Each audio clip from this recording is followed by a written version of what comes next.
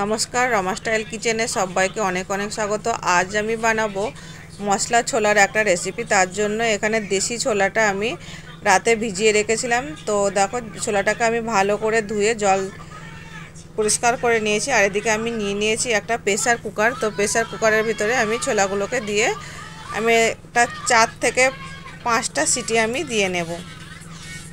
তো ভালোভাবে এটা দেখতে পাচ্ছ না হয়তো, কিন্তু এর মধ্যে আমি দিয়ে দিলাম 1 চামচ পরিমাণে লবণ। আর দিয়ে দিচ্ছি এখানে পরিমাণ মতো জল দিয়ে আমি এটা সিটি লাগিয়ে নেব।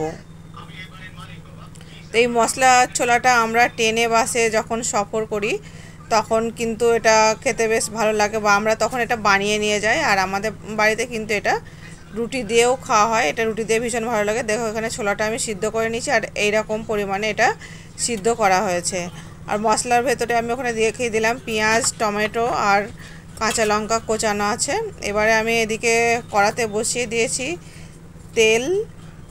তেলটা গরম হয়ে গেছে। এতে আমি দিয়ে দিচ্ছি গোটা জিরে ফোড়ঙে। এবারে আমি দিয়ে দেব যে পেঁয়াজটা আমি কুচি করে রেখেছিলাম। সম্পূর্ণ পেঁয়াজটা আমি এখানে দিইনি, আমি এখানে অর্ধেকটা পরিমাণে পেঁয়াজ দিয়েছি আর বাকি অর্ধেকটা আমি পরে দেব। তো দেখো আমি কিভাবে বানাচ্ছি এই মশলা ছোলাটা। তো পেঁয়াজটা আমি এখানে হালকা হালকা করে ভেজে নেব, খুব বেশি লাল করব না। এটা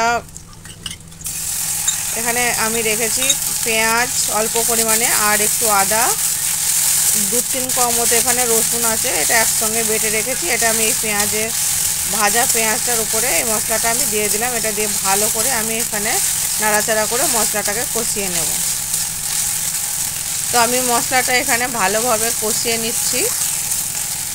আর এই রান্নাটা কিন্তু রুটি দিয়ে বা পরোটার সঙ্গে বেশ ভালো লাগে। এখানে আছে জিরে গুঁড়ো, ধনে গুঁড়ো আর একটু হলুদ গুঁড়ো, আর এখানে কাশ্মীরি লঙ্কার গুঁড়ো দিয়ে দিচ্ছি।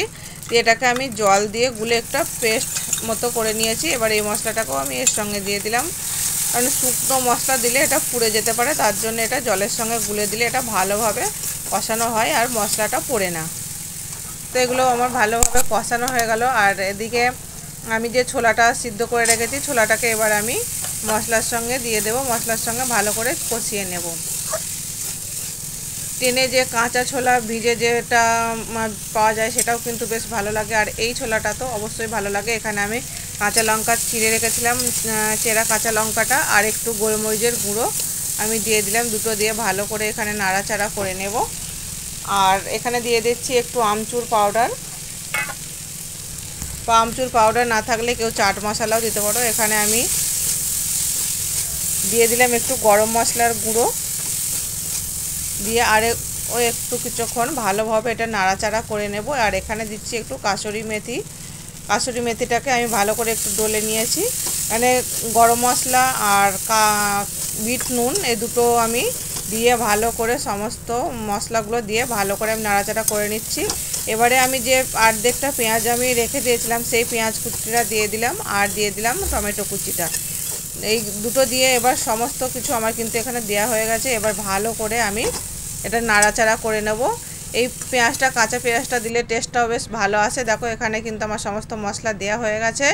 এবার একদম লাস্ট পর্বে এবার এর টেস্টটাকে আরেকটু বাড়ানোর জন্য এখানে আমি দিয়ে দিচ্ছি একটু লেবুর রস, আর একটু দিয়ে দেবো আমি ধনেপাতা কুচি। তাহলেই কিন্তু রেডি হয়ে যাবে আমার আজকের ছোলা মশলা।